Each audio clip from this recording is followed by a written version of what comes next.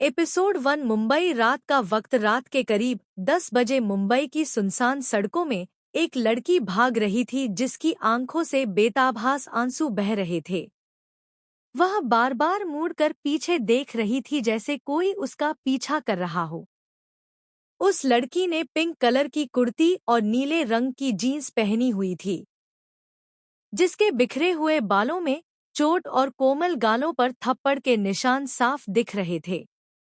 उस लड़की की उम्र कुछ 17 से 18 साल के आसपास होगी। वो बस शुद्ध सी भाग रही थी।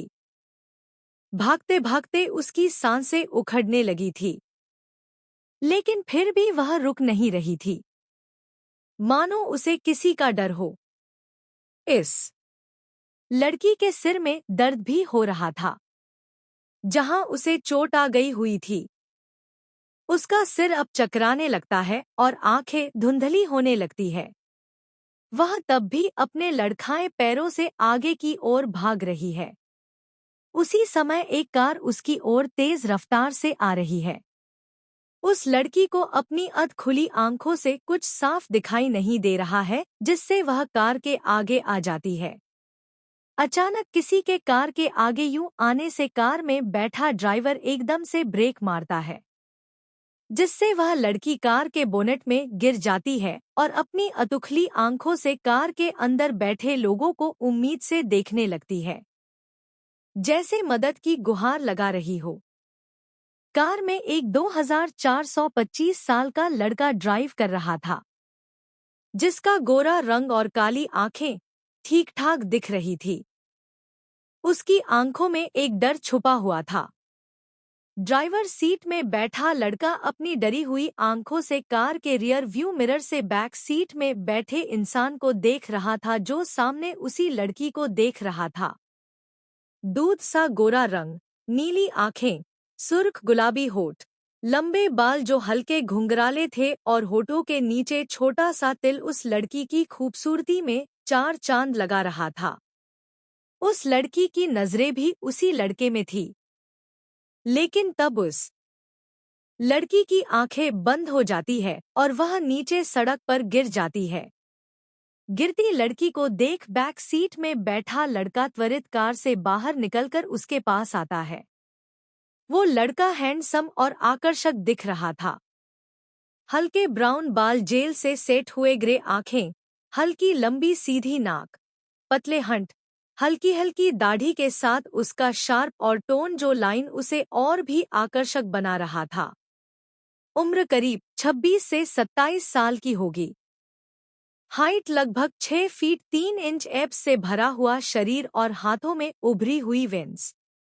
यह व्यक्ति एशिया का नंबर 1 बिजनेसमैन है और अंडरवर्ल्ड का किंग है, जिसके आगे पूरी दुनिया झुकती है। कोई भी इसके सामने अपनी ऊंची आवाज में बात नहीं कर सकता और अगर कोई कोशिश करता है तो वह दुनिया से ही गायब हो जाता है। उसे उन लोगों से नफरत है जो उसकी बातें नहीं मानते हैं, और इसे धोखा और धोखेबाजों से कड़ा नफरत है। मोक्ष लड़की के पास आकर उसके चेहरे से उसके बालों को हटाता है जो उसके गिरने से उसके चेहरे में आ गए थे। उसके चेहरे पर बिखरे हुए बालों को हटाकर वह कुछ पलों तक उसे देखता रहता है। मोक्ष को वह बहुत ही मासूम लगती है। वह उसके गालों में हाथ रखता है तो उसे उसके गालों में थप्पड़ के निशान दिखते हैं। उसके गले में हाथों में खरोंचने के निशान थे। सिर में जहां चोट लगी थी वहां से अब बहुत खून बह रहा था। उसे उसकी यह हालत देखकर अपने दिल में एक टीसी सी उठती है। मोक्ष जल्दी से उसे अपनी बाहों में उठाकर कार के अंदर बैठ जाता है और उस लड़की को अपनी गोद में लिए उसका सिर अपने सीने से लगाकर उसके बालों में हाथ फेरने लगता है। कार के ड्राइवर सीट में बैठा शख्स अपने बॉस को ऐसा देखकर शॉक था। उसे तो अपनी आंखों पर भरोसा ही नहीं हो रहा था।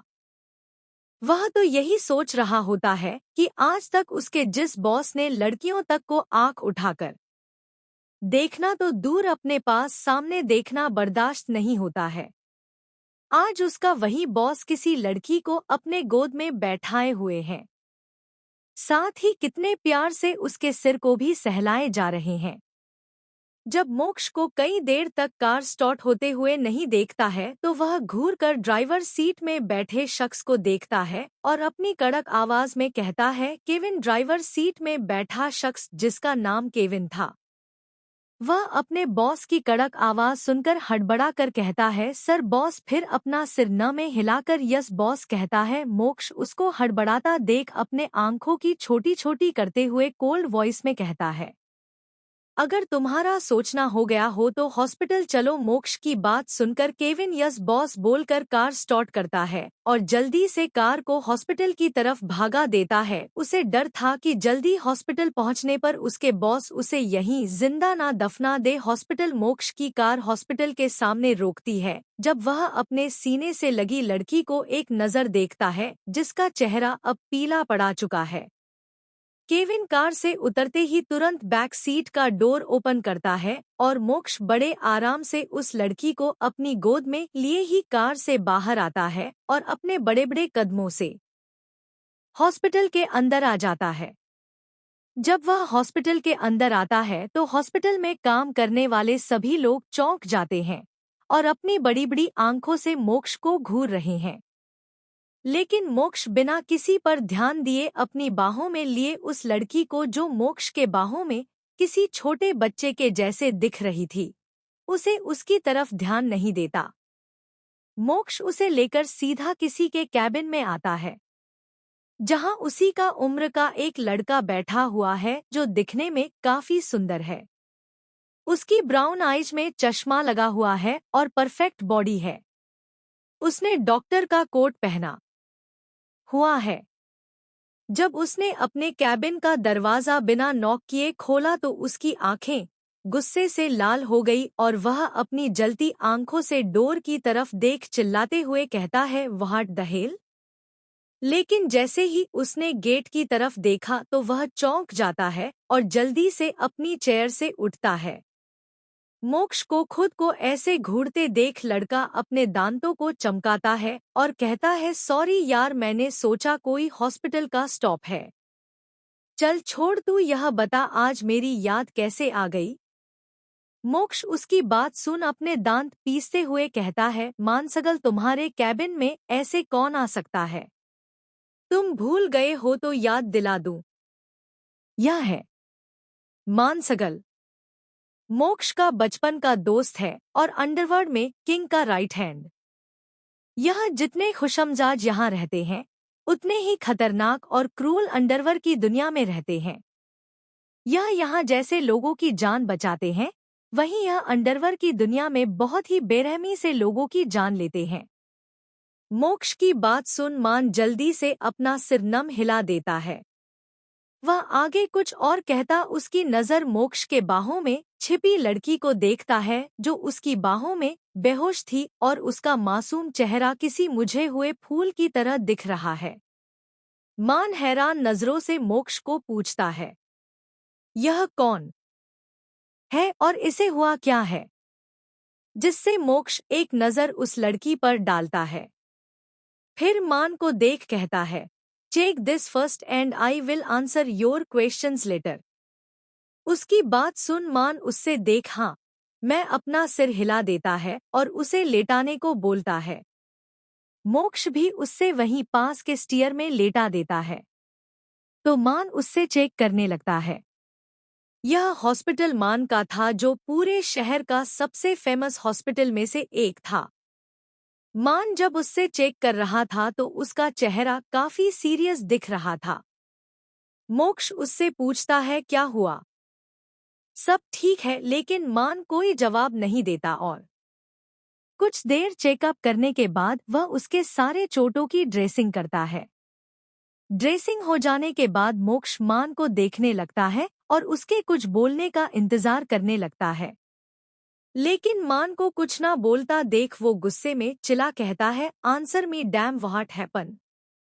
उसकी बात सुन मोक्ष की आंखों से खून उठने लगता है और हाथों की नसें दिखने लगती है। वह अपनी लाल आंखों से मान के कॉलर को पकड़कर गुस्से में अपने दांत पीसकर कहता है, क्या बकवास कर रहा है। मान मोक्ष को इतने गुस्से में देख उससे अपने कॉलर छोड़ाते हुए कहता है, मैं बकवास नहीं कर रहा हूँ और अभी मैंने बोला ना, मैं शो नहीं हूँ। जब तक उसके टेस्ट नहीं हो जाते तब तक हम कुछ नहीं कह सकते और तुम ऐसा बिहेव क्यों कर रहे हो? एक मिनट, कहीं तुझे उससे पहली नजर वाला प्यार तो नहीं हो गया? अपनी शरारती नजरों से देखते हुए कहता है। उसकी बात सुन मोक्ष उसे अपनी नजरें फिर कहता है, वहाँ ट्रैबाई जैसा कुछ नहीं है वह अभी बहुत छोटी है। मोक्ष की बात सुन मान कहता है, ऐसा नहीं है तो तुम मुझसे नजरें क्यों चुरा रहे हो? और क्या कहा तुमने?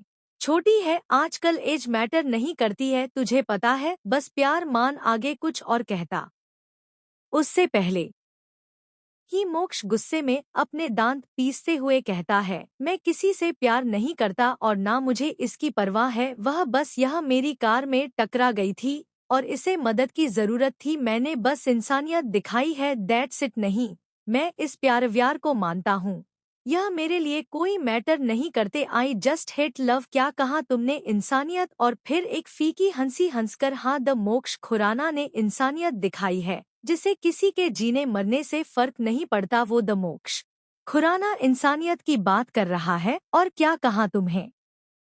प्यार से नफरत है? किसे क्या पता, कल को तुम्हें किसी से शिद्दत वाला प्यार हो जाए जो तुम्हारी रूह में बस जाए, जिसके लिए तुम खुद को मिटाने के लिए तैयार हो जाओ। और थोड़ा मजाक करते हुए, वो क्या है ना मेरे दोस्त, यह प्यार है। एक रोग बुरा, ना भूख लगे ना प्यास। उसकी बात सुन मोक्ष गुस्से से तमदमाने लगता है। उसके हाथों और सिर की नसें गुस्से में साफ दिखने लगती है। मान उसके गुस्से को देख एक पल के लिए डर जाता है और कुछ देर रुककर उसके पास आओ।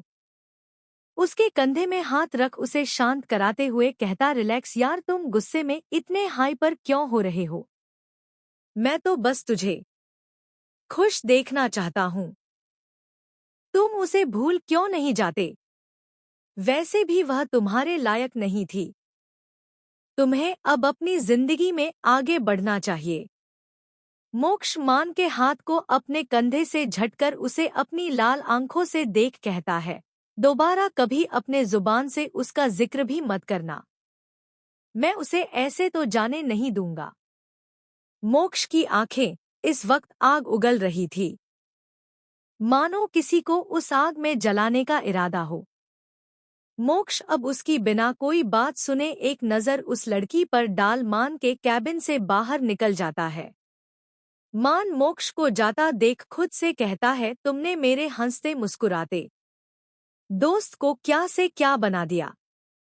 अब उसकी आंखें लाल थी। वह अपने दांत पीसते हुए बोला, एक बार पता चल जाए तुम कहाँ छुपी हो, तुम्हारी जिंदगी मैंने जहन्नुम ना बना दी। मेरा नाम भी मान सहगल नहीं। फिर एक नज़र स्टीयर में लेती लड़की को देखकर, तुम पहली ऐसी लड़की हो जिसे मेरा दोस्त इतना फिक्रमंद हुआ है। तुम्हें देख मुझे एक उम्मीद दिखी है, शायद मुझे मेरा पहले वाला दोस्त वापस मिल जाएगा। इतना कह वो एक लंबी सांस छोड़ वह भी अब कैबिन से बाहर आ जाता है, क्योंकि उसे उस लड़की के सारे टेस्ट करवाने थे। मोक्ष मान के कैबिन से निकल के सीधा हॉस्पिटल के बाहर निकल जाता है और अपने कार के पास टेक लगा के सिगरेट निकाल सिगरेट के कस लेने लगता है। उसका एक हाथ उसकी पट की जेब में रखा हुआ था। वह सिगरेट के कस लेते हुए अपने बगल में खड़े केविन को देखता है, जो उसे ही अपनी अजीब नजरों से देख रहा था। मोक्ष उसे देख अपनी एक आईब्रो उठा देता है और उसे घूरने लगता है। केविन मोक्ष को ऐसे खुद को घूरता देख अपने दांत चमका देता है, जिसे देख मोक्ष उसे अपनी सख्त आवाज में कहता है, उसकी सेफ्टी के लिए बॉडीगार्ड हायर कर दो। फिर कुछ देर रुक के पता लगाओ कि वह सुनसान रोड में क्या कर रही थी, किससे भाग रही थी। इतना कह वो पीछे मुड़ में जाने लगता है। अभी वह 2 कदम ही चला था, फिर रुक जाता है और बिना पीछे मुड़े कहता है, कल तक सारी इन्फॉर्मेशन मेरे डेस्क पर मिल जानी चाहिए। इतना कह वो कार के अंदर बैठ जाता है और केविन यस बॉस बोल वो भी उसके पीछे ड्राइवर साइड सीट में आ जाता था। केवन मोक्ष का असिस्टेंट है और दोस्त भी। 1 घंटे बाद मोक्ष की कार एक बहुत बड़े विला के बाहर आकर रुकती है, जिसमें बड़े बड़े अक्षरों में खुराना पैलेस लिखा हुआ था और एक बड़ा सा गार्डन था जिसके बीच में रॉयल वाटर फाउंटेन था जो बहुत ही खूबसूरत दिख रहा था। मोक्ष कार से उतरकर अंदर की तरफ बढ़ जाता है और केविन को भी वहीं रुकने बोलता है क्योंकि अब तक रात 2 बज चुके थे। मोक्ष घर के अंदर मेन हॉल में आता है तो देखता है चारों तरफ अंधेरा था। वो अपने कमरे की तरफ अपने कदम बढ़ा देता है, लेकिन जैसे ही उसने पहली सीढ़ी में कदम रखा तो पूरे हॉल की लाइट ओपन हो जाती है, जिसे देख वो अपने कदम रोक लेता है और अपनी आंखें कस के बंद कर देता है। वो अपनी बंद आंखों को खोल बिना पीछे मुड़े ही कहता है, मॉम मैंने आपसे कितनी बार बोला है कि आप मेरा वेट मत किया करें।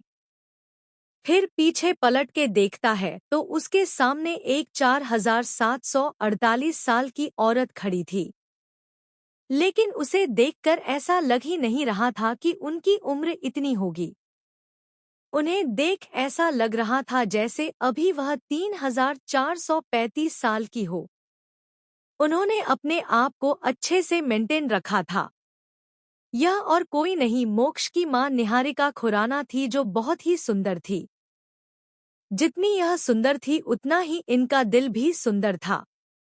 इन्हें अपने बड़े बेटे की बहुत फिक्र रहती है। आज भी उसके फिक्र में उसका इंतजार कर रही थी।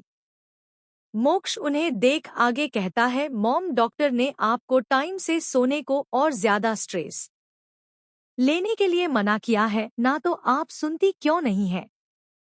मोक्ष की बात सुन निहारिका जी उसका हाथ पकड़कर कहती है, बेटा अगर तुम्हें मेरी इतनी ही चिंता है तो ले आना मेरे लिए बहू। उसके बाद मैं नहीं करूंगी तेरी चिंता, ना ही देर रात तक तेरा इंतजार करूंगी। अपनी माँ की बात सुन मोक्ष का चेहरा सीरियस हो जाता है।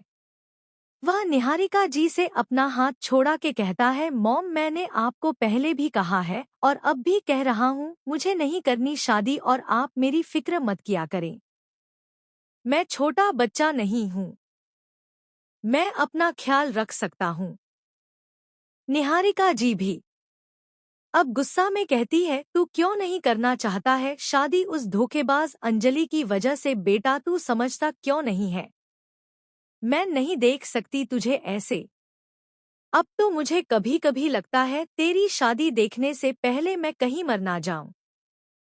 मॉम मोक्ष चिल्ला के कहता है, जिससे सुन निहारिका जी एक पल के लिए डर जाती है और उनकी आंखों से आंसू आ जाते हैं। मोक्ष अपनी माँ की आंखों में आंसू देख अपनी आंखें बंद कर देता है और उसकी हाथों की मुट्ठियां कस जाती है, जिससे उसके हाथों की नसें तन जाती है। आज पहली बार था जब मोक्ष अपनी माँ के ऊपर ऐसे चिल्लाया होगा, लेकिन वह भी क्या कर सकता था। अपनी माँ के मुंह से मारने की बात सुन उसे गुस्सा आ गया। अब आता भी क्यों नहीं, वह अपनी माँ से प्यार ही जो इतना करता था। मोक्ष अपनी आंखें खोल अपनी मॉम को देखता है और उन्हें गले लगा लेता है तो उसकी माँ भी उससे गले लगा लेती है। उनकी आंखों से अब भी आंसू बह रहे थे। अब भाई उनका भी माँ का दिल था। अपने बच्चे को इतनी दुख तकलीफ में देख किसी भी माँ को अच्छा नहीं लगता, उनको भी तकलीफ होती है। मोक्ष निहारिका जी से दूर होकर उनके गालों में हाथ रख कहता है, प्लीज मॉम आप प्रॉमिस कीजिए, आज के बाद आप अपनी जुबान से यह मरने की बात दोबारा नहीं करेगी। निहारिका जी उसकी बात सुन कहती है, ठीक है नहीं लाऊंगी, पर तू भी शादी के लिए मान जा। अपनी माँ की बात सुन कियान बात को पलटते हुए कहता है, मॉम हम इस बारे में बाद में बात करते हैं, पहले आप जाइए और आराम कीजिए, वरना मिस्टर खुराना को जलन होने लगेगी कि आप उनसे ज्यादा मुझे इंस दे रही है। मोक्ष की बात सुन निहारिका जी समझ जाती है कि वह अब इस बारे में बात नहीं करना चाहता है। निहारिका जी को अब मन ही मन मोक्ष के लिए चिंता होने लगती है, क्योंकि उनको मोक्ष के अतीत के बारे में पता था, जिसके कारण उन्होंने अपने उस मोक्ष को खो दिया जो हमेशा हंस मुस्कुराता रहता था। उस एक धोखे के कारण उनका बेटा प्यार शादी जैसे रिश्तों से भरोसा उठा गया, बस एक गुस्सैल एरोगेंट हार्टलेस बन के रह गया। मोक्ष अपनी माँ को सोने के लिए कहता है तो निहारिका जी भी हाँ में सिर हिला देती है। फिर रुक कर कहती है, तुमने खाना खाया है? मोक्ष हाँ में अपना सिर हिला देता है। तो निहारिका जी अब अपने रूम की तरफ बढ़ जाती है। निहारिका जी के जाने के बाद मोक्ष की आंखें डार्क हो जाते हैं और हाथों की नसें दिखने लगती। अब वो मोक्ष नहीं लग रहा था जो अभी अपने माँ के सामने था। अभी वह अलग ही लग रहा था। अगर कोई उसे ऐसा देख लेता तो डर से मर ही जाता। मोक्ष अब अपने कमरे में आ जाता है और अपना कोट सोफे में फेंक सीधा वॉशरूम में आकर सवार के नीचे खड़ा हो जाता है और अपनी आंखें बंद कर देता है। सवार का ठंडा पानी मोक्ष के ऊपर गिर रहा था कि तभी उसको अपनी आंखों से सामने उसी लड़की का चेहरा देखने लगता है। उसकी आंखें, जिनमें उसने दर्द देखा था, उसके वह पतले गुलाबी होठ, उसका दूध जैसा गोरा चेहरा, उसके वह कोमल से चेहरे में वह चोटों के निशान देख मोक्ष एक झटके में अपनी आंखें खोल देता है। उसे पता नहीं क्यों पर उसके जख्मों को देख अपने दिल में दर्द महसूस हो रहा था, और यह क्यों था वह समझ नहीं पा रहा था। वह अपने सिर को झटक देता है और बाथरूम पहन के वॉशरूम से बाहर आ जाता है। मोक्ष बाथरूम से बाहर आ अपने बालों को टॉवल से सुखा के टॉवल को सोफे में फेंक लॉजेट रूम की तरफ बढ़ जाता है। मोक्ष का कमरा बहुत बड़ा था, बहुत ही लग्जूरियस था, जहां बीचों बीच एक किंग साइड बेड था और एक बड़ा सोफा, उसके आगे टी टेबल थी। उसी कमरे के एक साइड में एक बहुत बड़ा वार्डरोब था जिसमें मोक्ष के कपड़े, शूज और कुछ जरूरी सामान था। उसी कमरे के राइट साइड से अटैच एक स्टोरी रूम भी था जो मोक्ष का अपना पर्सनल था। कुछ ही देर में मोक्ष चेंजिंग रूम से कपड़े चेंज करके वापस रूम में आता है। इस वक्त उसने ब्लैक टी शर्ट और वाइट लोवर पहना हुआ था। मोक्ष अब अपने बेड में आकर सीधा लेट जाता है और अपनी आंखें बंद कर देता है। आज के पूरे दिन भर की थकान से उसे जल्दी ही नींद आ जाती है। अगली सुबह सुबह के 5 बजे मोक्ष हमेशा की तरह अपने टाइम में उठ जाता है और फ्रेश हो अपने जिम की तरफ बढ़ जाता है जो उसने अपने फ्लो के ऊपर वाले फ्लो में ही बनाया हुआ था। करीब 1 घंटे बाद मोक्ष अपने जिम से वापस रूम में आ जाता है। उसका पूरा शरीर पसीने से भीगा हुआ था। उसने जो टी शर्ट पहनी हुई थी, स्वेट के कारण ट्रांसपेरेंट हो गई थी, जिसकी वजह से उसकी मस्कुलर बॉडी साफ उभर के दिख रही थी। मोक्ष टॉवल से अपने पसीने को पोंछता हुआ रूम में आता है और वॉशरूम की तरफ अपने कदम बढ़ा देता है। लेकिन मोक्ष जैसे ही वॉशरूम के दरवाजे तक पहुंचा ही था कि उसका फोन बजने लगता है। मोक्ष फोन की आवाज से पीछे पलटता है और बेड की तरफ आकर अपना फोन देखता है जिसमें मान नाम शो हो रहा था। मोक्ष बिना देरी के फोन रिसीव करता है और दूसरी तरफ की आवाज सुनने लगता है। लेकिन वह जैसे ही दूसरी तरफ की आवाज सुन रहा होता है, उसका चेहरा भी डार्क हो रहा था। कुछ देर में मोक्ष बस इतना कहता है, आई एम कमिंग, और फोन कट कर देता है। इस वक्त उसका चेहरा काला पड़ा हुआ था। मोक्ष कुछ देर वहीं खड़ा रहता है और फिर सीधा वॉशरूम की तरफ आ जाता है। करीब आधे घंटे बाद वॉशरूम का दरवाजा खुलता है और वॉशरूम से मोक्ष अपने चेहरे में बिना कोई भाव लिए अपने बॉडी में सिर्फ एक टॉवल लपेटे हुए बाहर निकलता है। इस वक्त उसने अपनी अपर बॉडी में कुछ नहीं पहना हुआ था, जिससे वह काफी अट्रैक्टिव दिख रहा था। उसके बालों से गिरता हुए पानी की बूंदें उसके चेस्ट से होकर उसके 8 पैक एबीएस में गिर रही थी। इस वक्त अगर कोई उसे ऐसा देखता तो पक्का उसके प्यार में डूब ही जाता। मोक्ष अपने एक हाथ में टॉवल ले अपने गीले बालों को सूखते हुए ड्रेसिंग टेबल के सामने आ जाता है और आईने के सामने खड़े हो खुद को देख अपने बालों को साफ करने लगता है। जब मोक्ष के बाल सूख जाते हैं तो वह वार्डरोब खोल अपने लिए कपड़े निकाल चेंजिंग रूम की तरफ बढ़ जाता है। कुछ ही देर में मोक्ष चेंजिंग रूम से तैयार होकर अपने 3 पीस सूट पहन बाहर निकलता है। इस वक्त मोक्ष में और ड्रेसिंग के सामने अपने बालों को सेट करने लगता है। कुछ ही देर में मोक्ष अब पूरी तरीके से तैयार हो जाता है। मोक्ष अपना फोन उठा अपने कमरे से बाहर निकल जाता है। वो कॉरिडोर से होते हुए स्टेयर्स से उतरकर नीचे मेन हॉल में आता है, जहां उसे अपनी मां और उनके साथ एक करीब 5354 साल का एक आदमी बैठा हुआ दिखता है, जो दिखने में थोड़ा बहुत मोक्ष के जैसे लग रहे थे, या यह कह सकते हैं मोक्ष इनके जैसा दिखता था। यह शख्स थे राज खुराना। यह मोक्ष खुराना के पापा थे। मोक्ष उनको देख एक गहरी सांस लेकर उनकी तरफ बढ़ जाता है और अपनी मॉम को गुड मॉर्निंग विश करता है। फिर अपने पापा को देख कहता है, अपने आर्यन को वापस इंडिया क्यों बुलाया है? मोक्ष की बात सुन राज जी उसे कहते हैं, क्योंकि अब उसकी पढ़ाई कंप्लीट हो गई है और उसका वहां अकेले मन नहीं लग रहा है। राज जी की बात सुन मोक्ष उनसे कहता है, उसे यहाँ आना है क्योंकि उसे वहाँ मौज मस्ती करने को नहीं मिलता। उसे तो यहाँ बस घूमने फिरने को चाहिए। अगर आपने उसे बुला ही दिया है तो उसे कह देना घूमने फिरने की जरूरत नहीं है। ऑफिस में बहुत काम होता है तो कल से ऑफिस आ जाना।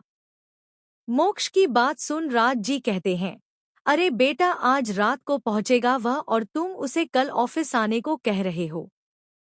उसे एक हफ्ता तो थोड़ा रेस्ट करने दो, वो फिर आ जाएगा, वो भी ऑफिस।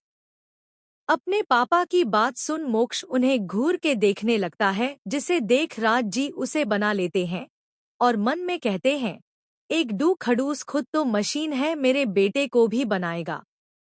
अब हम मोक्ष उन्हें देख नागवारी से अपना सिर हिला देता है।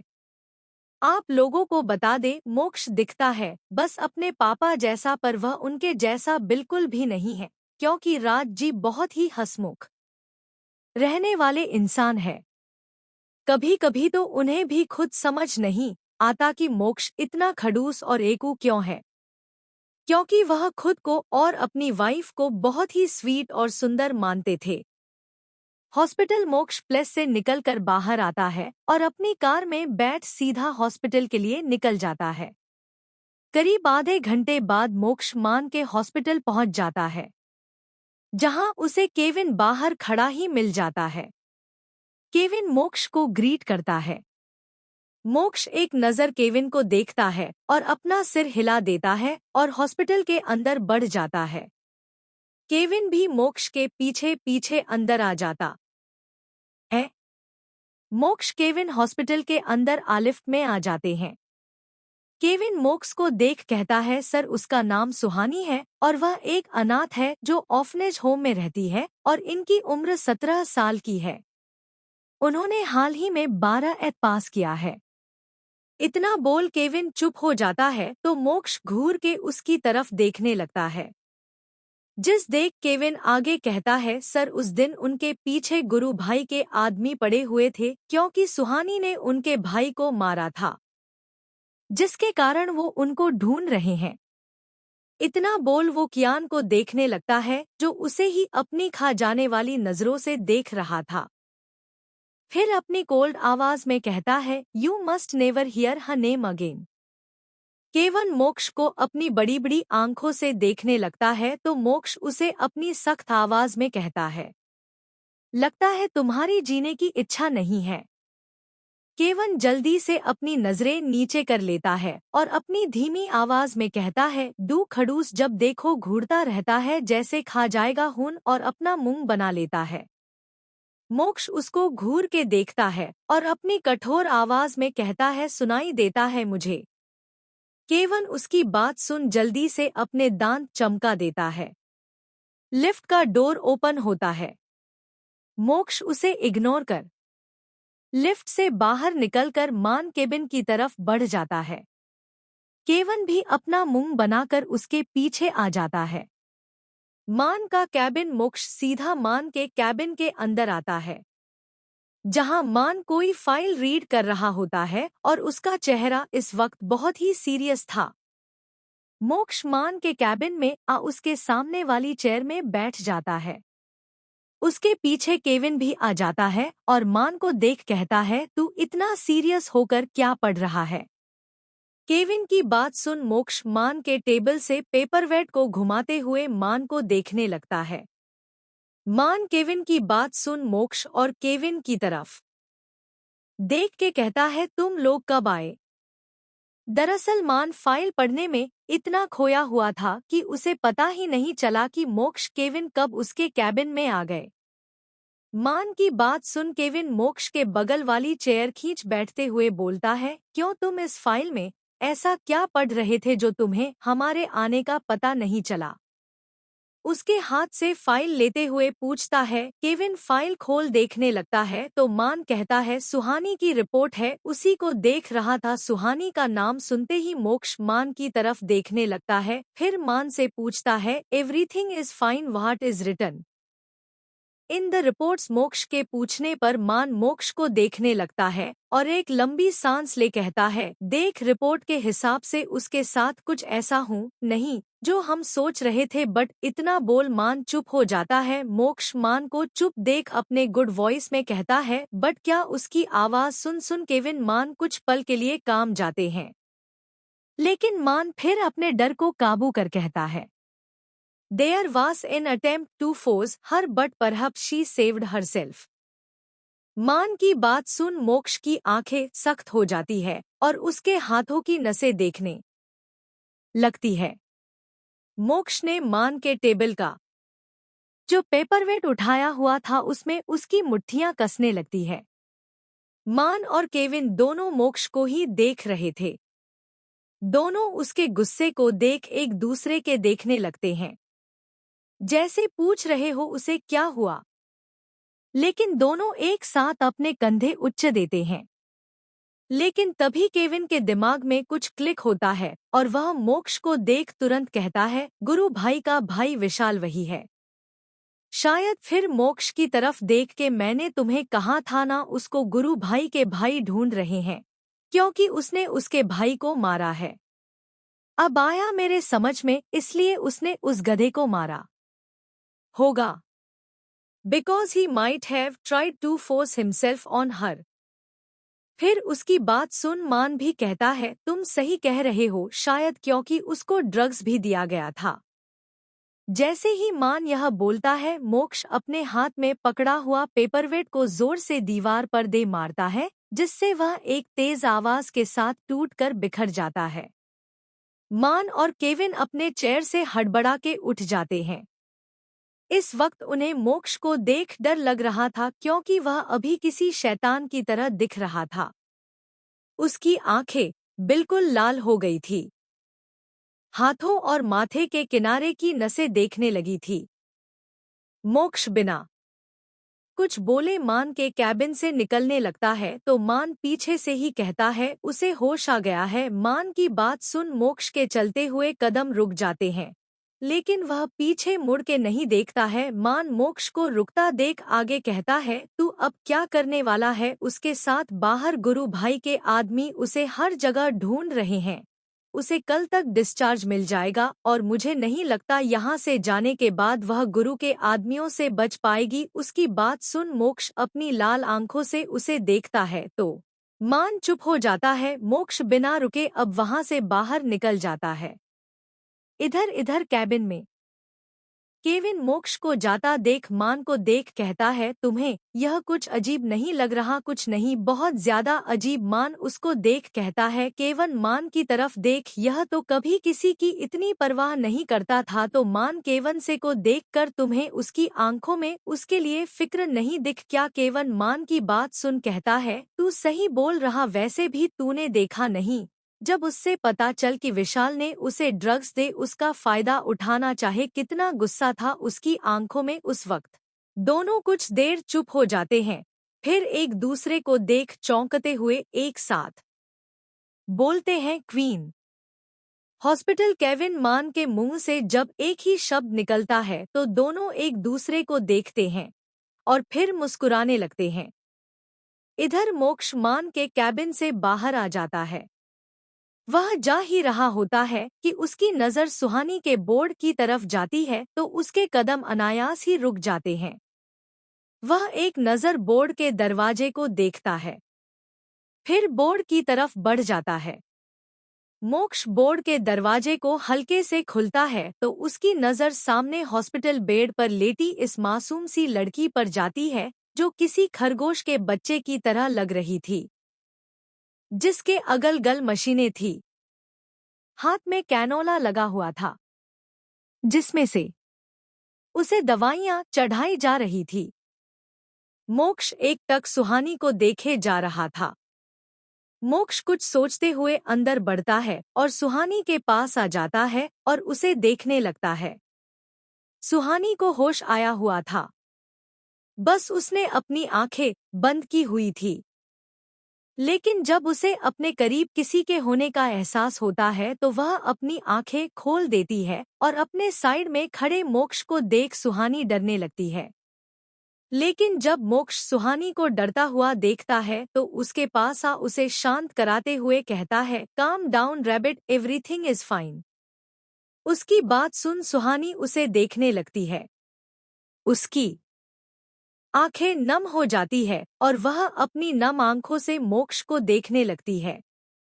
मोक्ष उसकी नम आंखों को देख उसके पास आ उसके बेड में बैठ जाता है और उसे अपने सीने से लगा देता है और फिर उसके बालों में हाथ रख सहलाने लगता है। सुहानी पहले डर जाती है तो मोक्ष उसे रिलैक्स करता है, जिससे वह थोड़ा शांत हो जाती है।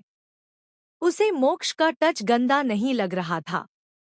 मोक्ष उसे किसी छोटे बच्चे की तरफ पैम्पर कर रहा था।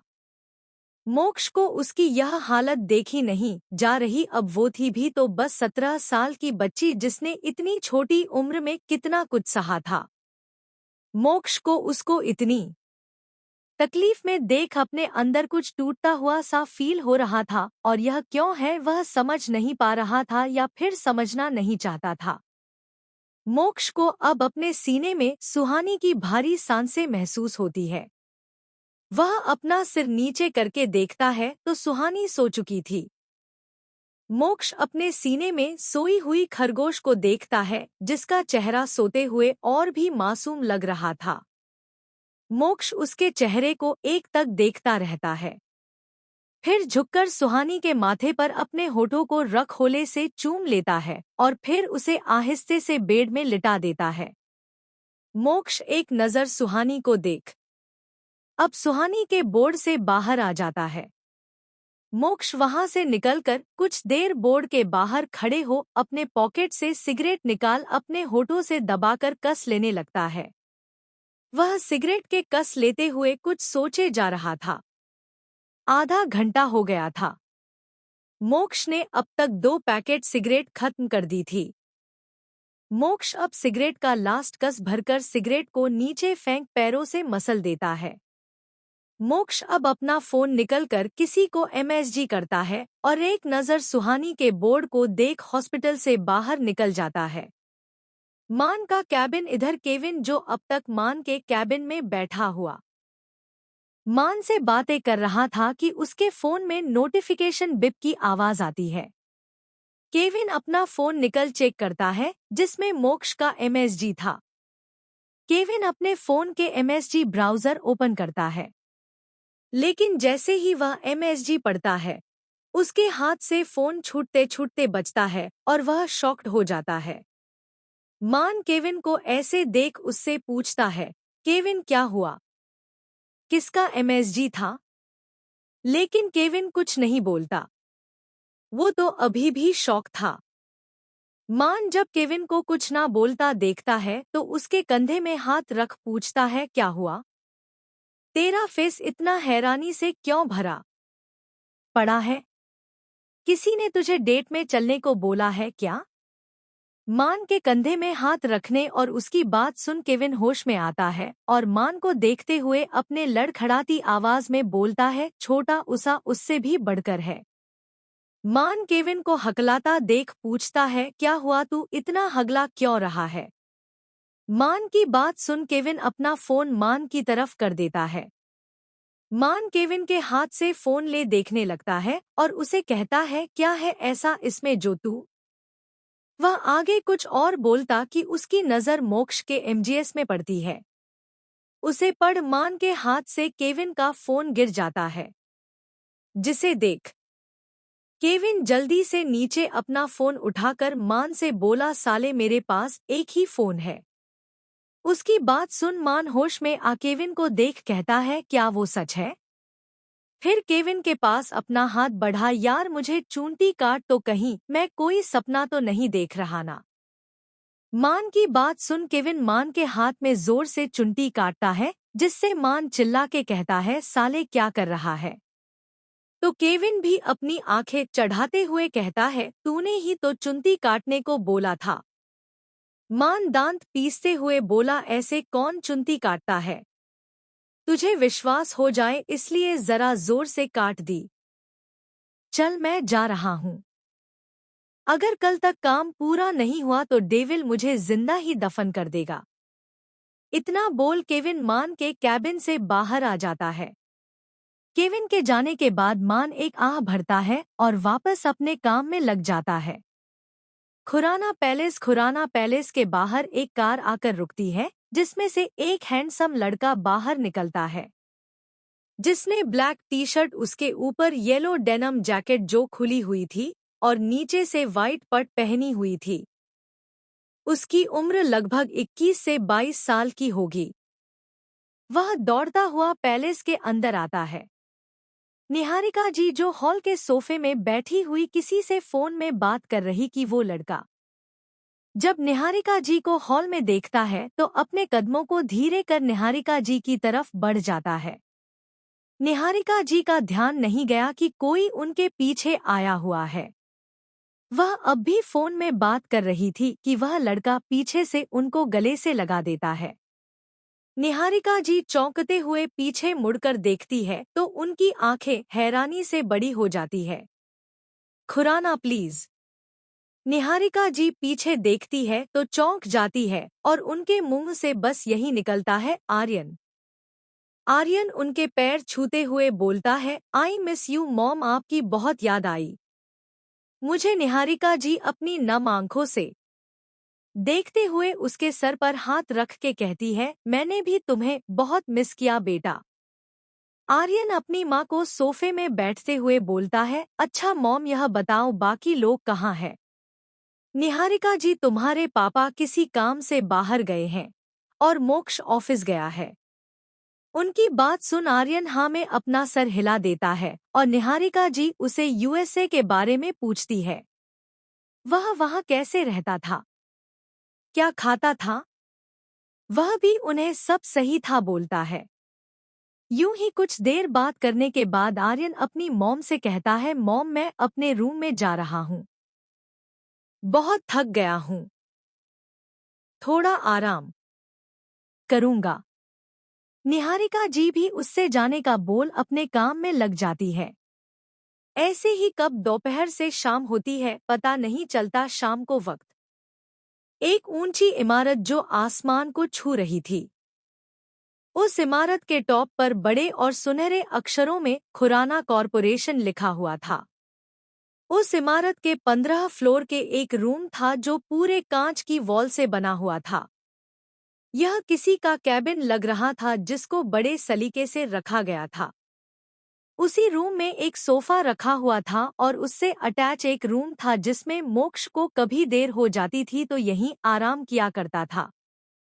मोक्ष अपने केबिन में काम कर ही रहा होता है कि उसके केबिन का डोर नॉक होता है तो मोक्ष अपनी कठोर आवाज में कम इन कहता है तो केविन अंदर आता है और मोक्ष के सामने खड़ा हो जाता है, जिसे देख मोक्ष कहता है काम हुआ तो केविन यस बॉस कहता केविन मोक्ष को देख बोलता है सर क्या आप यह करना चाहते हैं। मोक्ष एक नज़र केविन को देखता है पर कहता कुछ नहीं।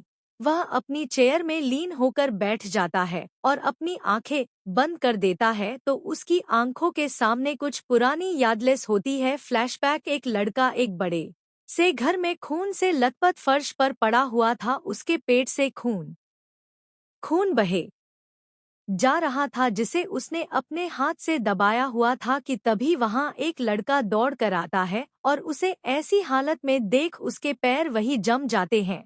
तो फर्श पर पड़ा हुआ लड़का उसे देख अपनी लड़खड़ाए आवाज में कहता है मोक्ष उसकी अफसून। मोक्ष उसके पास आकर नीचे बैठ जाता है और उसका सर अपने गोद में रख के कहता है अभी किसने किया यह, चल हम अभी हॉस्पिटल चलते हैं, तुझे कुछ नहीं होगा। उसकी बात सुन अभी कहता है नहीं यार मेरे पास अब ज्यादा वक्त नहीं है। मोक्ष चिल्ला के कहता है चुप कर, कुछ नहीं होगा तुझे, मैं कुछ नहीं होने दूंगा तुझे, समझा मुझे यह बता यह किसने किया और तू तो आज यहाँ अंजलि को प्रपोज करने वाले था, क्या हुआ और अंजलि कहाँ है। जिससे सुन अभी फीकी हंसी हंस के कहता है यार तेरे दोस्त फेल हो गया, सब झूठ था, दो धोखेबाज थी। अब अभी की सांसें भी उखड़ने लगी थी। वह अपनी अटकती आवाज में कहता है मोक्ष मेरा बस एक काम कर देना, मैं मेरे दोस्त मुझे पता है मेरा बचना मोक्ष मुश्किल है, प्लीज तू वादा कर कि मेरी बहन को उनसे बचाएगा, तू उनको कभी पता नहीं लगने देगा कि वह मेरे बहना है। अभी अपना हाथ मोक्ष के सामने बढ़ा के कहता है वादा कर उससे सुरक्षित रखेगा, प्लीज यार वादा कर उससे कभी पता नहीं लगने देगा मैं कौन था। इतना कह उसकी सांसें अब रुकने लगी थी। मोक्ष अभी के हाथ में हाथ रख कहता है मैं वादा करता हूँ उससे कुछ नहीं होने दूंगा, उसकी हिफाजत करूंगा मरते दम तक, पर मैं तुझे कुछ नहीं होने दूंगा। हम अभी हॉस्पिटल चलेंगे, चल तू। मोक्ष उठने लगता है तो अभी उसका हाथ पकड़ लेता है और अपने जेब के पास से एक फोटो निकल के मैंने आज तक किसी को नहीं बताया कि मेरी एक बहन भी है, तेरे सिवा किसी को नहीं पता, उन दोनों को भी नहीं बताया है। उसे मैंने अपने से दूर रखा है ताकि कोई उसे मेरी कमजोरी बनाकर टारगेट ना करे। वह इसलिए सब सोचते हैं मेरा कोई नहीं है, यह मेरे बहन है कोको तो इसका खायल। इतना बोलते ही अभी की सांसें रुक जाती है और उसका हाथ ढीला होकर नीचे फर्श पर गिर जाता है जिसमें उसकी बहन की फोटो थी। तभी मोक्ष को किसी की आवाज सुनाई देने लगी है। मोक्ष मोक्ष फ्लैशबैक एंड मोक्ष किसी के बोलने से अपने ख्यालों से बाहर आता है तो देखता है केवन कितनी देर से उसे आवाज लगा रहा होता है। केविन मोक्ष की तरफ देख बोलता है तू फिर से उसे याद कर रहा था ना। मोक्ष तूने बताया नहीं उसने तुझे किसे ढूंढने बोला था, क्या तूने जिसके बारे में पता वो आगे कुछ कह पाता। मोक्ष अपने कोल्ड आवाज में कहता है लगता है तुम अपनी लिमिट्स भूल गए हो, तुम अभी किससे बात कर रहे हो, भूलो मत मैं यहाँ तुम्हारा बॉस हूँ दोस्त नहीं, तो अपनी हद मत भूलो। केविन अपना सिर झुका सॉरी बॉस बोलता है। मोक्ष उसे देख कहता है मोक्ष उसे एक नज़र देख अपनी सख्त आवाज में कहता है मुझे कल सुबह 10 बजे तक सब रेडी चाहिए, याद रहे अगर 10 बजे से 1 मिनट ज्यादा हुआ तो मेरी बंदूक की सारी गोली तुम्हारे सिर पर होगी। इतना बोल वह अपनी चेयर से उठकर केबिन से बाहर आ जाता है। काविन उससे जाता देख अपना मुंह बना लेता है, वह जनता था। मोक्ष धमकी नहीं देता करके दिखाता है। वह भी फिर उसके पीछे छे बाहर की तरफ बढ़ जाता है।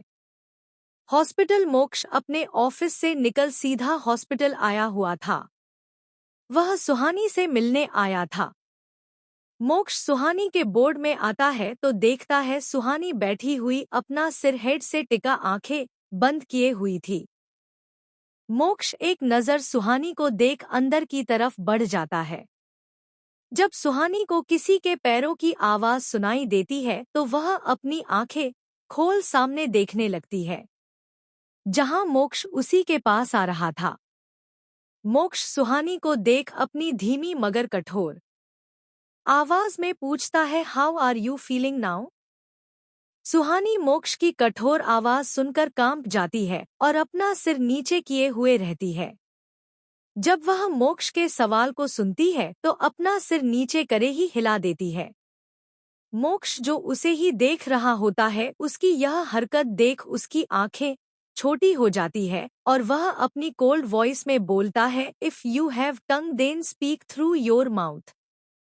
उसकी बात सुन सुहानी अपना सिर ऊपर कर मोक्ष को देखती है, जो उसे ही घूरे जा रहा था।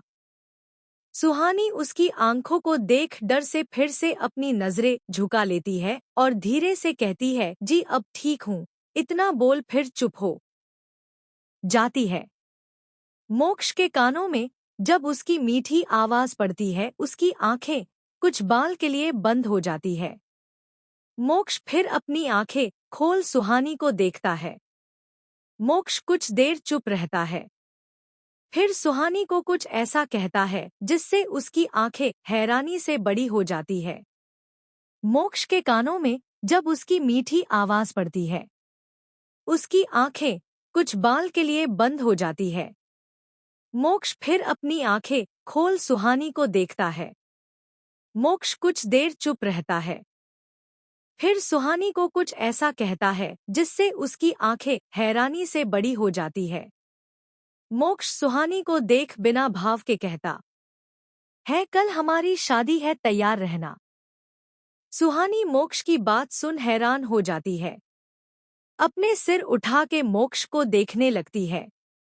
उसको ऐसा देख मोक्ष फिर कहता है, अब मुझे ऐसे मत देखो, मैंने तुम्हारी जान बचाई है, तो आज के बाद तुम्हारी इस जिंदगी में मेरा हक है। So from today onwards you will do whatever I से। अंडरस्टूड? कल सुबह तुम्हारे लिए कपड़े आ जाएंगे। सुहानी उसकी बात सुन अपनी नजरें नीची कर देती और कुछ नहीं बोलती। बोलती भी क्या, उसे कुछ समझ में ही नहीं रहा था कि उसके साथ हो क्या रहा है। सुहानी अभी अपने ख्यालों में ही गुम थी कि उसके कानों में मोक्ष की कठोर आवाज आती है। Did you here what I just said? मोक्ष की बात सुन सुहानी मोक्ष को देखने लगती है। सुहानी को देख मोक्ष समझ जाता है, उसने कुछ नहीं सुना जो अभी अभी उसने कहा था। मोक्ष सुहानी को अपनी सर्द नजरों से देखने लगता है, फिर अपनी सख्त आवाज में कहता है, मैं कल आऊंगा, तब तक तुम तैयार रहना, और हाँ याद रहे यहाँ से भागने की कोशिश मत करना, क्योंकि तुम अब मुझसे बचकर नहीं जा पाओगी। मोक्ष इतना बोल अब सुहानी के बोर्ड से बाहर आ जाता है और बोर्ड में सुहानी दरवाजे की तरफ देखने लगती है। उसे तो कुछ समझ में नहीं आ रहा था, उसकी जिंदगी में हो क्या रहा है। उसके आंखों से अब बेहिसाब आंसू बहने लगते हैं। सुहानी अब अपने ख्यालों में खो जाती है कि उसकी जिंदगी कैसे कुछ घंटों में बदल गई। जब वह आश्रम से बाहर सामान लेने गई तब उसे किसी ने किडनैप कर बेहोश किया था, और जब उसे होश आया तो वह किसी रूम में थी। उसे समझ में नहीं आ रहा था कि वह है कहाँ। उसने तो कभी आश्रम के बाहर की दुनिया नहीं देखी थी। उसने तो 12th भी अपने आश्रम से ही किया था। वह तो अक्सर मार्केट जाया करती थी और उसके अलावा कहीं नहीं जाती थी। उस दिन भी वह वहां से मार्केट गई थी अपनी दोस्त गीता के साथ, जो उसी आश्रम में रहती थी। जब वह दोनों मार्केट गई थी, सुहानी ऐसे चलते चलते किसी से टकरा गई थी, जिससे वह गिरने को हुई तो उस शख्स में उसे पकड़ लिया था। उसने सुहानी को देखा जो बहुत ही सुंदर दिख रही थी। सुहानी उस शख्स को देख जल्दी से पीछे हटती है तो वह शख्स सुहानी का हाथ पकड़ लेता है। सुहानी उसे अपना हाथ छुड़ाने लगती पर वह शख्स उसे जबरदस्ती अपने साथ ले जाने लगता है, जिसे देख गीता जल्दी से शख्स का हाथ सुहानी के हाथ से छुड़ाने लगती है, पर शख्स उसे धक्का देता है और गीता की तरफ देख कहता है, एक बार जो चीज विशाल आहूजा को पसंद आ गई वह उसकी हो जाती है। और फिर सुहानी को देख हंसने लग जाता है। फिर सुहानी की तरफ देखकर, मैंने इतनी सारी लड़कियां देखी है, पर तुम जैसे नहीं, तुम तो बिल्कुल किसी फूल की तरह हो। फिर सुहानी के चेहरे हाथ फेरने लगता है। सुहानी को उसका छूना अच्छा नहीं लगता। वह उससे धक्का देती है, लेकिन विशाल उसके हाथ को कस के पड़ता है। सुहानी के आंखों से लगता आंसू बहे जा रहे थे। विशाल अब सुहानी का हाथ पकड़ खींचते हुए अपने साथ ले जाने लगता है। इस वक्त विशाल के साथ उसके बॉडीगार्ड भी थे। गीता उठकर सुहानी के पीछे जाने लगती है तो विशाल के बॉडीगार्ड उसे रोक देते हैं। सुहानी अपने आप को छुड़ाने की कोशिश कर रही होती है कि विशाल एक बॉडीगार्ड की तरफ इशारा करता है तो एक बॉडीगार्ड जल्दी से आगे बढ़ एक रुमाल में कुछ डालता है और फिर उस रुमाल को सुहानी के पीछे से उसके मुंह में लगा देता है, जिससे सुहानी वहीं बेहोश हो जाती और विशाल उसे अपनी कार में डाल देता है। सुहानी को सारी बातें याद आने लगती है। वह उस कमरे चारों तरफ देखने लगती जो बहुत बड़ा कमरा था, बड़ा सा बेड, सोफा और एक कबर्ड था। वह ध्यान से उसे देखने लगते हैं। अभी वह देख ही रही होती कि विशाल अंदर आता है और उसे देखता है। विशाल आए दिन लड़कियों को ऐसे ही उठा के लाया करता था, फिर उनके साथ जबरदस्ती करके मार देता था, लेकिन आज उसका शिकार सुहानी बनी गई थी। वह कमरे में आकर सुहानी को देखता है और अपनी गंदी नजरों से उसे ऊपर से ले नीचे तक घूरने लगता है। सुहानी को उसका यूं देखना अच्छा नहीं लगता। वह अपनी डरी हुई आवाज में कहती है, भैया प्लीज मुझे जाने दीजिए। विशाल जब सुहानी के मुंह से भैया सुनता है तो उसका माथा ठनक जाता है। वह सुहानी के पास आ उसके जबड़े को पकड़ते हुए कहता है, मैं तुम्हारा भाई नहीं हूं, समझी? आज के बाद मुझे भाई मत बुलाना। विशाल उसको घरे जा रहा था, फिर उसको देख टेरी स्माइल देकर कहता, वैसे तुम बहुत नाजुक हो, बिल्कुल किसी कली की तरह, तुम्हारे साथ खेलने में मजा आएगा। फिर एक गंदी हंसी हंसने लगता है। सुहानी की आंखों से लगता आंसू बहे जा रहे थे। उसे बहुत डर लग रहा था। विशाल को देखकर उसे तो उसकी कोई भी बात समझ में नहीं आ रही थी। बस उससे तो डर लग रहा था। अब उससे डर लगना भी लाजमी था, क्योंकि वह थी भी तो 17 की और वह जिस जगह से थी वह लड़कियों को समझाया जाता था कि लड़कों से दूर रहना है, क्योंकि वह कोई लड़के नहीं रहते थे। पहले कभी कोई भी लड़का जब भी सुहानी की खूबसूरती को देखता था तो उसके पास आने की कोशिश करता था तो हमेशा गीता उस बचा लेती थी, लेकिन आज वह भी उसके साथ नहीं थी। सुहानी अपने हाथ जोड़ के दोबारा उससे रिक्वेस्ट करती है, भैया प्लीज मुझे घर जाना है, मुझे जाने दीजिए ना। लेकिन विशाल को फिर से सुहानी के मुंह से भैया सुन विशाल को गुस्सा आ जाता है और वह उसके गाल में एक जोरदार थप्पड़ जड़ देता है, जिससे सुहानी एक तरफ फर्श पर गिर जाती है और उसके होठों से खून आने लगता है और आंखों से लगता आंसू बहे जा रहे थे। विशाल सुहानी के बाल पकड़कर उसे ऊपर उठाता है। सुहानी को उसके ऐसे पकड़ने पर अपने बालों में दर्द होता है। वह विशाल से अपने बाल छुड़ाने की कोशिश करने लगती है। विशाल सुहानी को देख अपने दांत पीसकर कहता है, अब तक प्यार से बात कर रहा था, तुझे समझ में नहीं आया? रुक, अब तू खुद अपने आप को रोक नहीं पाएगी, खुद तू मेरे करीब आने को तड़पेगी। इतना कह वो उठकर एक साइड जाता है और ड्रॉक होल वहां से एक इंजेक्शन निकलता है।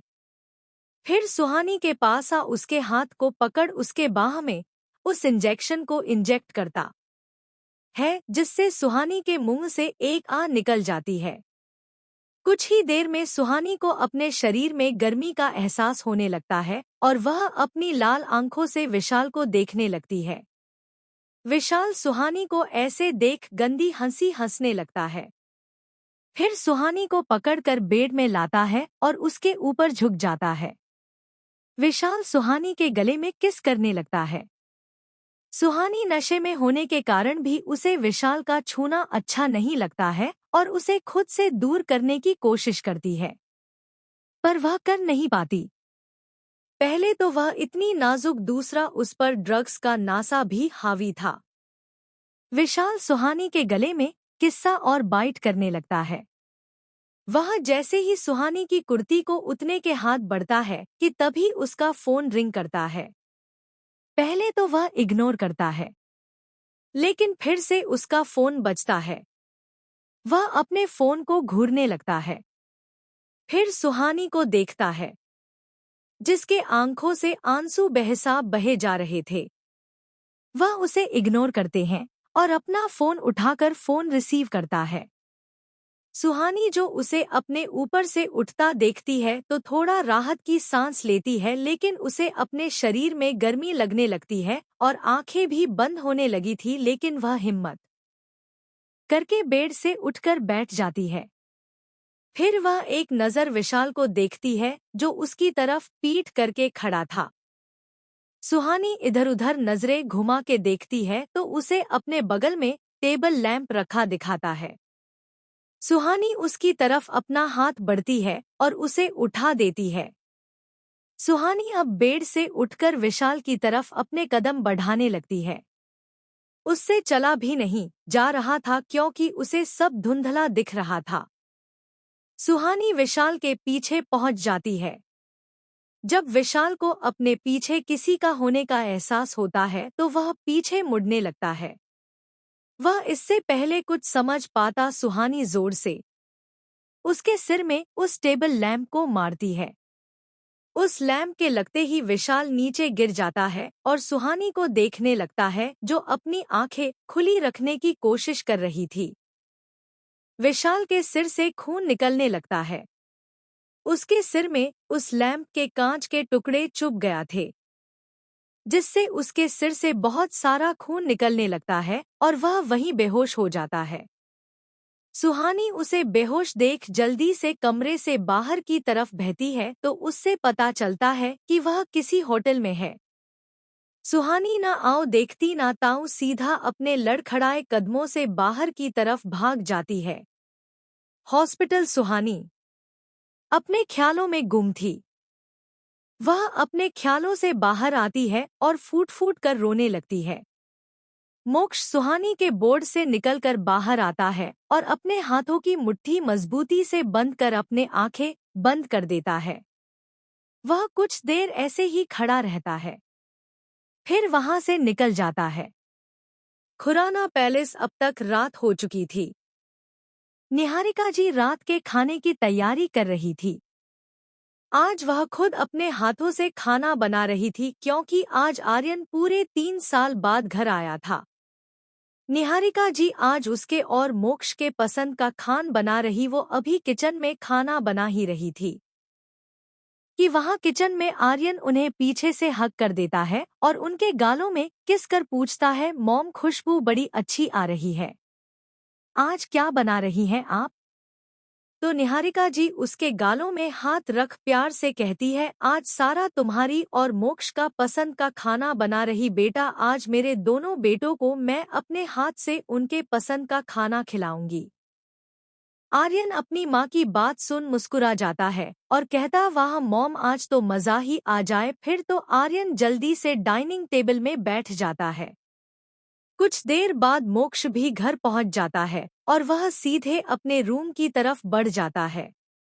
कुछ ही देर में खाना भी तैयार हो गया था। निहारिका जी खाना टेबल पर लगा देती है तो सभी खाने के लिए आ जाते हैं। मोक्ष भी नीचे आ जाता है। आर्यन मोक्ष को देखता है तो उसे ग्रीट करता है। मोक्ष उसे देख अपनी सिर हिला देता है और अपनी रूड वॉइस में कहता है, कल से तुम ऑफिस ज्वाइन कर रहे हो और तुम लंदन वाली डील तुम देखोगे। मोक्ष की बात सुन आर्यन अपना मुंह बना लेता है। फिर अपने पापा को देखता है तो उसके पापा मोक्ष को देख कहते हैं, मोक्ष अभी तो आया है, वह तू क्यों उसे अभी ऑफिस का वर्कलोड देना चाहता है? तुमसे मैंने कल भी कहा था उसे कुछ दिन आराम करने दो। मोक्ष उनकी बात को इग्नोर कर कहता, मैंने एक बार कह दिया तो कह दिया। इतना बोल वह अपना खाना खाने लगता है। आर्यन मोक्ष को देखता है जिसका ध्यान अब खाने खाने में था। फिर वह कुछ सोच के मोक्ष से कहता है, भाई मुझे अभी मास्टर करना है और मैं अपनी मास्टर की डिग्री यहीं से करना चाहता हूँ। आर्यन मोक्ष को देख सीरियस होकर कहता है, भाई प्लीज मुझे पेंटिंग्स का शौक है।